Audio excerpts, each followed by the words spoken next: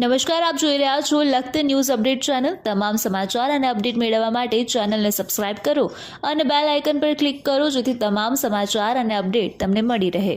તાલુકા પંચાયતના સભાખંડમાં મહિલા, બાળકો અને વરિષ્ઠ નાગરિકો માટે અતિશમલી બનેલ એવા નવા 3 ફોજદારી કાયદા અંગે જાગૃતતા લાવવા સેમિનારનું આયોજન કરવામાં આવ્યું। લખતર તાલુકા કાનૂની સેવા સમિતિ લખતર પોલીસના સંયુક્ત ઉપક્રમે સેમિનારનું આયોજન કરવામાં આવ્યું। આજથી દેશભરમાં અમલ મુકાયેલા 3 ફોજદારી કાયદા ભારતીય ન્યાય સંહિતા, ભારતીય નાગરિક સુરક્ષા સંહિતા અને ભારતીય સાક્ષ્ય સંહિતા વિશે લોકોમાં જાગૃતતા આવે એ હેતુસર લખતર તાલુકામાં મહિલા, બાળકો અને વરિષ્ઠ નાગરિકો માટે નવા 3 ફોજદારી કાયદા અંગે જાગૃતતા લાવવા માટે સેમિનારનું આયોજન કરવામાં આવ્યું હતું।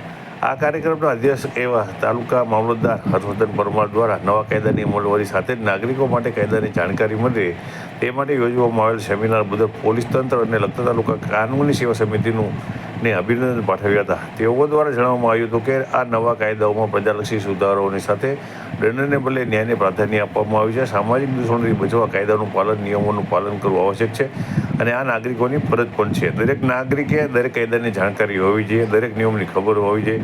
લખતર તાલુકાનો દરેક નાગરિક જાગૃત નાગરિક બને તો જ સામાજિક દૂષણો અટકાવી શકાય।